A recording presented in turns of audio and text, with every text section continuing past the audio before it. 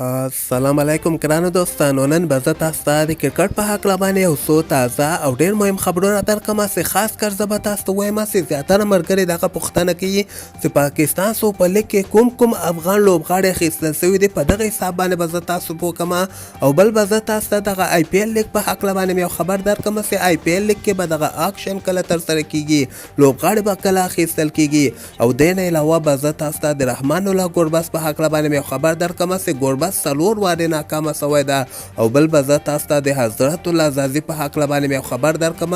ویډیو تر اخره پورې وګورئ، په هر څه به تاسو پوه سئ. نو راځم اول زه تاسو ته وایم چې نن په بیگ بیش لیګ کې دغه د کیس احمد دوی ټیم لوبه ترسره سوله. په دغه لوبه کې د کیس احمد دوی ټیم اول بیټنګ ترسره کړی او په شر اوړو کې 116 رنز ټارګټ هغه بل ټیم ته ورکړی و. هغوی بیا دغه ټارګټ نه ده پوره کړی، 116 پورې دغه رنزونه رسولي دي او همدغسې ټول اورونه ختم سوي دي. زه به تاسو وایم چې په دغه لوبه کې کیس احمد 3 اوړو کې 23 رنز ورکړي دي او د مقابل ټیم یو لوبغاړی اوټ کړی ده. دغه د کیس احمد اولنۍ لوبه په بیگ بیش لیګ کې ترسره سوله. سبا ته به زه تاسو ته وایم چې په بیگ بیش لیګ کې 2 ډېرې زبردسته لوبې هم ترسره کیدونکې دي. دغه اولنۍ لوبه چې کومه ترسره کیدونکې ده دغه به زه تاسو ته وایم چې د افغانستان په وخت باندې غرمې ټایم کې 12 بجې چې کومه لوبه شروع کیږي دغه د نورو ټیمونو لوبې دي، یعنی دغه کې کوم افغان لوبغاړی نشته ده، خو دغه غرمې نه وروسته یعنی 3 بجو وخت کې چې کومه لوبه ترسره کیدونکې ده دغه که خیر د رشید خان دوی ټیم به که خیر سبا ته لوبه ترسره کوي. دې نه علاوه به زه تاسو ته دغه سریلانکا پریمیر لیګ په هکله باندې یو خبر درکړم چې نن په سریلانکا پریمیر لیګ کې 2 ډېرې زبردسته لوبې ترسره سولې. دغه اولنۍ لوبه چې کومه ترسره سوله دغه د نجیب زدران دوی ټیم د نور احمد دوی ټیم سره لوبه ترسره کړوله. په دغه لوبه کې نجیب زدران یو ځل بیا ناکامه سوی ده. زه به تاسو ته وایم چې نجیب زدران د نور احمد په بولینګ باندې یعنی اول بال ورته نور احمد چې څنګه کړی ده نجیب زدران اوټ سوی ده، یعنی په 3 بالو باندې 0 رنز کړی ده. بل طرف ته به زه تاسو ته وایم چې په دغه لوبه کې نور احمد زبردسته بولینګ نندارې ته وړاندې کړی ده. 4 اوورو کې 40 رنز ورکړي دي او د مقابل ټیم 2 لوبغاړي هم اوټ کړي دي، یعنی مسلسل ډول باندې نور احمد هر یوه لوبه کې ماشاءالله ډېر ښه ځلیږي. خو دغه لوبه کې خو د نجیب زدران دوی ټیم اول بیټنګ ترسره کړی و، 116 رنزه ټارګټ د نور احمد دوی ټیم ته ورکړی و. بیا باران دغه لوبه کې اوس د نور احمد دوی 18 رنزه ول، یعنی 1.2 اوورو کې خو بیا باران اوس دغه لوبه ختمه سوله بغیر له کومې نتیجې نه. 1 پوینټ نجیب زدران دوی ټیم ته ورکو، 1 پوینټ بیا نور احمد دوی ټیم ته ورکو. دغه بله لوبه چې کومه ماښام ټایم کې ترسره سوله دغه د رحمان الله ګربز دوی ټیم لوبه ترسره سوله.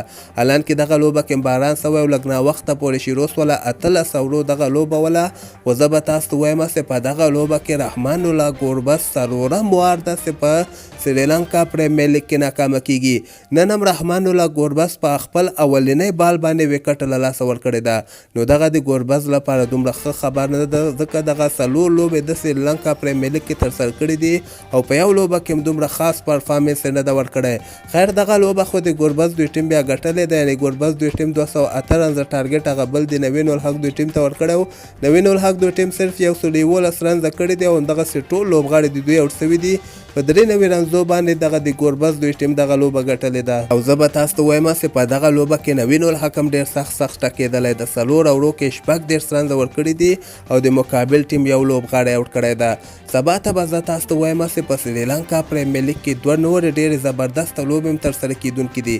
سبا ته به زه تاسو ته وایم چې دغه غرمې ټایم کې چې کومه لوبه ترسره کیږي دغه د نور احمد دوی ټیم یو ځل بیا لوبه ترسره کیږي او هغه ماښام ټایم کې چې کومه لوبه ده هغه بیا د نجیب زدران دوی ټیم که خیر سبا ته لوبه ترسره کوي.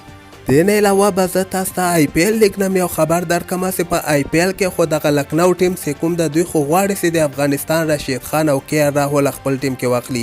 خو زه به تاسو ته وایم چې د آی پی ایل دغه اکشن چې کوم دی دغه لوبغاړي چې اخیستل کیږي وایي دغه به دغه کال 2022 اولنۍ میاشتې جنوري میاشتې اولنۍ هفته کې به که خیر وایي د آی پی ایل اکشن ترسره کیږي.